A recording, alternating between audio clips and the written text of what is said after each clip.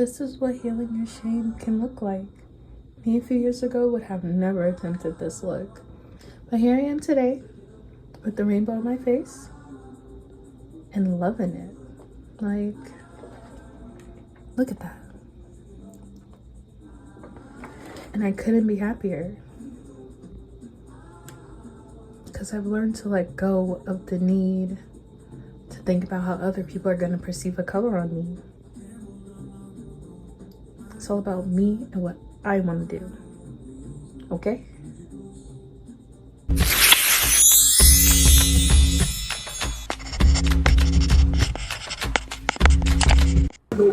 Welcome to the Tanya Shadow Journey with me, Tanya. As you can tell by the face mask, the candle, and the dental in the background, I'm decompressing for Activity 3 in the Book of Shadows by Akasha, which focuses on breaking free from shame by expressing something you love. And for me, that's colors. So follow along as we unpack that. One of the major things was having people tell me that I couldn't wear certain hairstyles or certain lip gloss, nail polish, clothes, because I wasn't light enough to do so. Dark skin people can't wear that. That just doesn't look good with your skin tone. Like, it was always something. I couldn't do nothing. I couldn't wear nothing. And I remember in like high school, I wanted to get into like colored lipstick because I would go with my mom to the beauty supply store and I would buy some.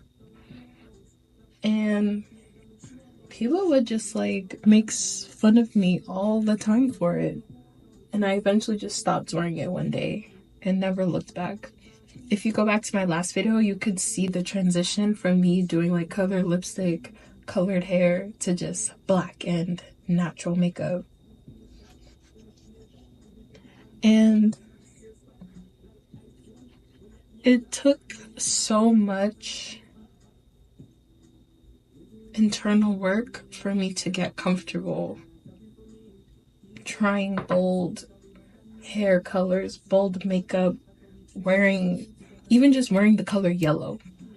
Like, it took so much internal work because every time I thought about doing something like that, I would go back to how I felt as a little girl,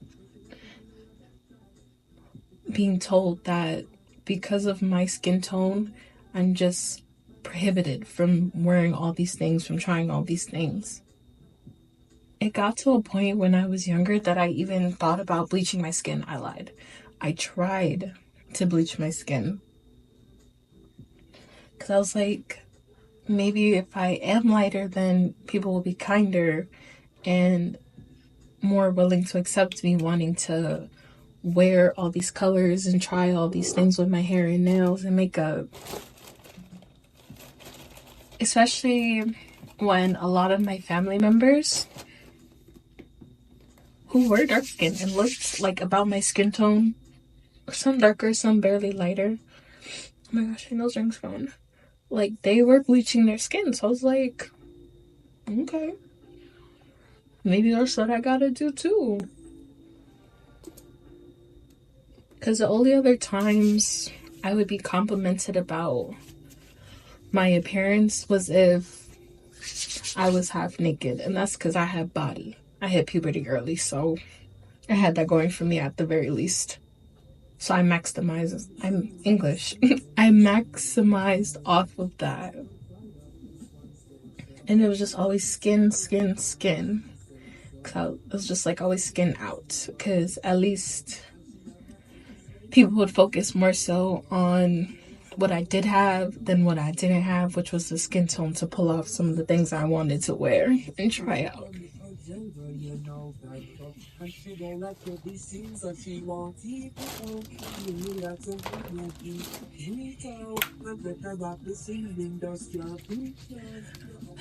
So it wasn't until about, I want to say, it wasn't until about COVID, around whatever time COVID was, maybe a little before that, that I started experimenting with colored hair first. So I'm like, ain't nothing else to do except, try things out just to try it out. So I went red. Red turned into green. Green turned into blue. And it just kept going from there. And I was like, oh, I actually kind of like this. I feel so free just getting to try all these colors and experiment with it.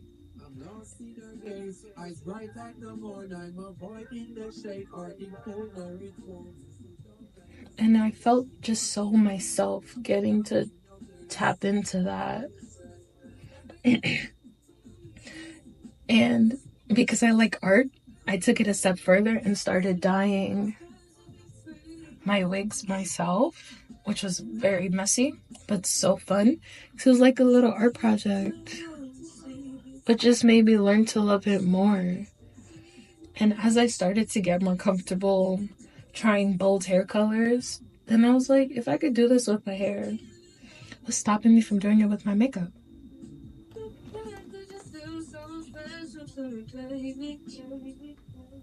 So I started getting into graphic liner and doing that to, boost how I felt about wearing bold colors. And once you kind of are comfortable with your hair and makeup being bold, then the clothes just follow. Because it's like, the only person really stopping me from trying these things out is me. Because there's nobody physically holding me down and taking the clothes off my back, wiping the makeup off my face, preventing me from trying these things out. It's me being in my head and letting all these people dictate what I can and can't do for my own creative expression that's stopping me. So now, whenever I want to change my hair, I do it. I don't care what color I think about. I have done some things that I will surely do again. And now whenever I do my makeup, I kind of use it as a way to self-soothe. Hence why I turn it into a self-care ritual. Because it gives me a chance to not only work on the skill so I can build it artistically, but I also get to heal that little girl who was told, you're too dark for that color. Now I can do whatever color I want and feel comfortable in doing so. But sometimes, as with any healing journey, there are those moments where I'm like, ooh, this might be pushing it. But then I'm like, you know what? So, do it anyway. And I do. So I have to give myself that kindness I didn't get as a child, or honestly not even as a child, because I continued well into high school, like I said. Like, it wasn't until my college years that I started experimenting with color again. But now that I am just more free in my makeup and clothing, I feel like it's really healing that little girl who felt like she had to bleach her skin to be able to wear certain colors.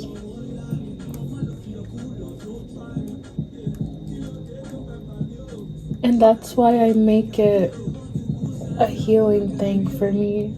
That's why I decompress and do it as a form of self-care.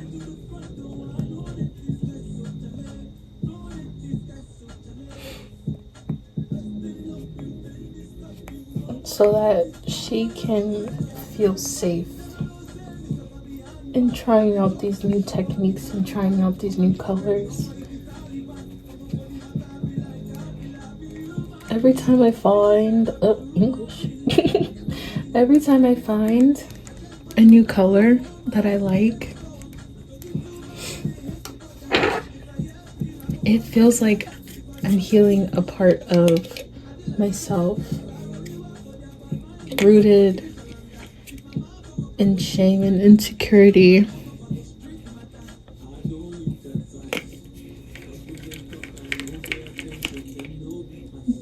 That prevents me from really expressing myself.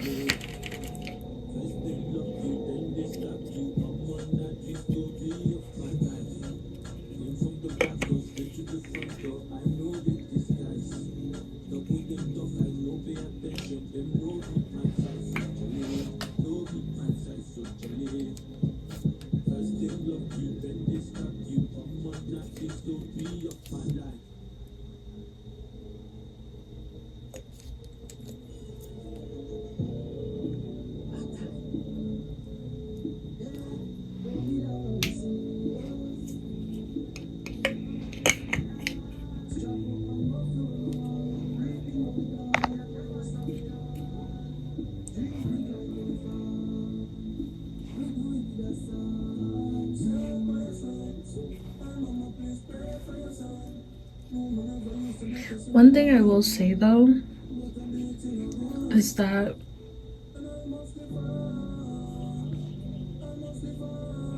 in learning, or I would say unlearning, those belief systems around what I can and can't wear,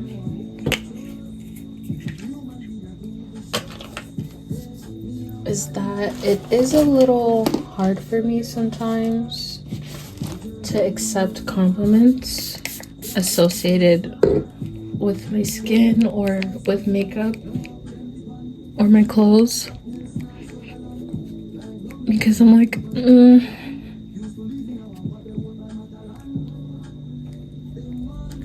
are you being genuine?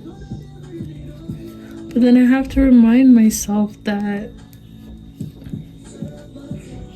not everyone is a bully from my past, and that people really do be liking my makeup.